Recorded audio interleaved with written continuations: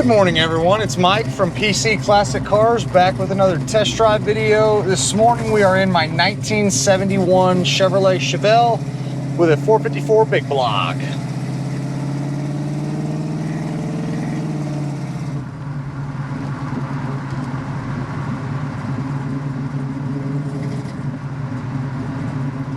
All right, so again, we have a 71 Chevrolet Chevelle.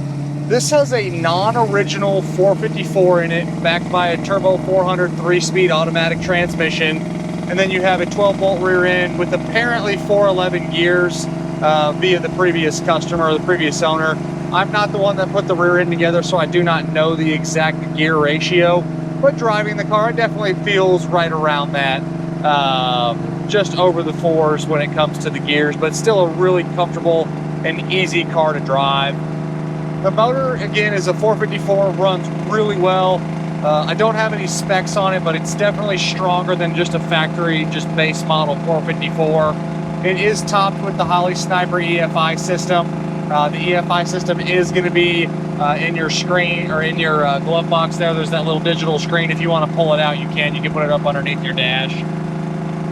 You have power steering, power front disc brakes, and then this one is actually optioned with factory AC.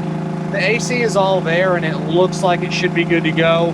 Unfortunately, the evaporator core is leaking and that needs to be replaced. So that's where I stopped my diagnostics.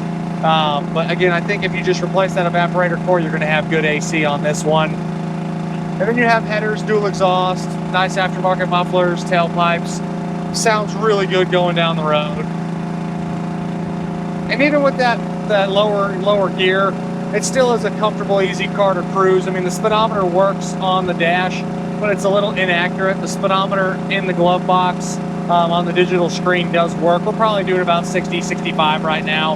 And it's just a really, really easy car to drive at those speeds.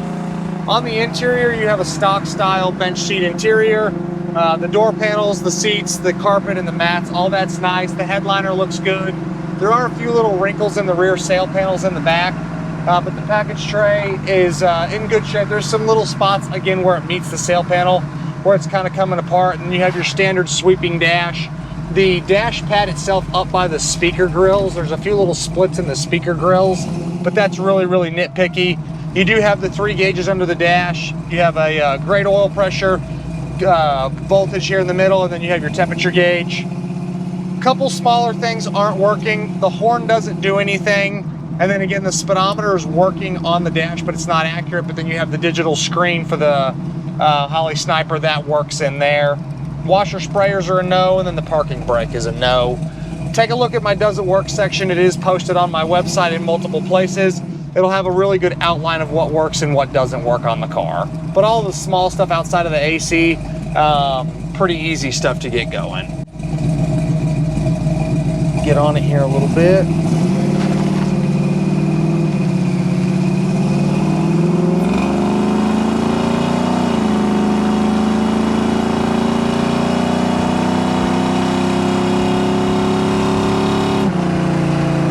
Definitely a fun car to drive. Oh, that's the other thing. For the park, reverse, neutral, drive, and low, the little shifter indicator, that little red arm there is not hooked up. That's really common. It's as simple as kind of going back up under the dash and hooking that up. Should be good to go there. The underneath of this Chevelle is super solid. If you take a look at our photos of the bottom side, we'll also put it in this video. Really, really nice floors. Frame rails are great. Inside the trunk looks good. Didn't really find any current rust issues, just a nice solid car on the bottom. And then on your exterior, the paint, it was a color change. It's obviously yellow now. The paint is older on it. It's got some little splits and little touch-ups and smaller imperfections here and there. For a car to hop in and drive, it's still very presentable. My additional informations tab on the website, pcclassiccars.com, has really good photos of all the nitpicky stuff. But again, overall paint quality still shows nice. It just has its isolated little spots that I would want anyone to see before they bought it. But nothing that scares me away from the car. It's all just, again, smaller things for being an older paint job. The trim's kind of the same. The bumpers are a little bit aged. The wheel lips have a few little dings in them. Just minor nitpicky things like that. But overall, the car has a real tough, aggressive look, being a Chevelle, cowl hood, SS wheels.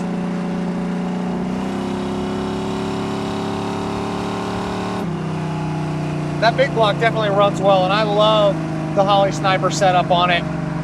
If you've watched my videos, you know I'm a huge fan of the aftermarket EFI system if you buy the right one. There's tons of them out there that are a lot cheaper than the Holley Sniper setup. There's a lot more that are a lot more expensive. I've just found from personal experience and doing a lot of them that the Holley Sniper is the most user-friendly across all the platforms, and it's super easy to install and just kind of worry-free. And if you do have a problem, their customer service at Holley is fantastic. On your suspension, all performs excellent. No weird rattles, no weird shakes. It sounds great going down the road again. Steering is nice and tight. You do have that power steering up front, and then you have the power disc brakes. Brakes stop it really, really well. Still drums in the rear. Glass is all in good shape. The windshield has no problems. The front windows go up and down like they should. The rear quarter glasses will make it down and will make it up. They just need a little bit of an assistance to get all the way up and all the way down.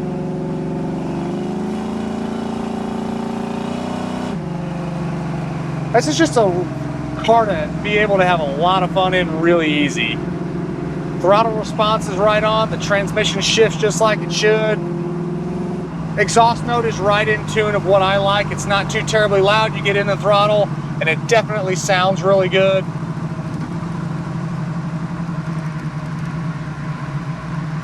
And it doesn't pull you left, doesn't pull you right when you're braking.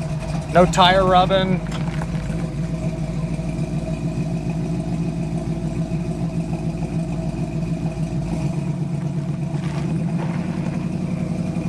Try to get off that gravel.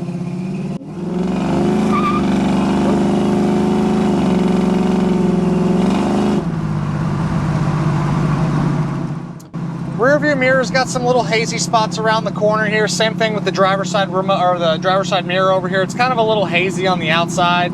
Just kind of nitpicky things there. If I was gonna do anything, I would obviously fix the evaporator core for the AC. I love the Dakota digital gauges. If you guys have seen my my silver 72 Chevelle that I have right now, the LS swapped one. That's got the Dakota digital gauges. It's the same dash that's in this car, but it's got the sweeping aftermarket gauges, which look really awesome. I'd go that way on this one, just to kind of upgrade the gauges a little bit and get these out from underneath the dash. But there's nothing wrong with these, personal preference. If you don't care about having the little 3-gauge pod under the dash, it's great for that. And then this one also does have an aftermarket retro, I think it's a retro style stereo in it.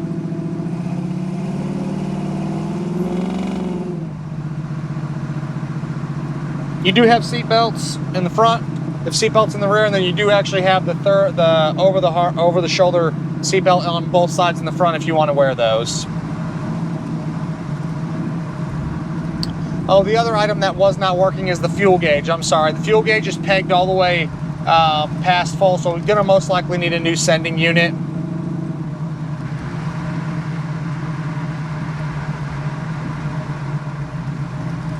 Could be the gauge itself though. As always, I appreciate y'all stopping in to watch another one of my test drive videos.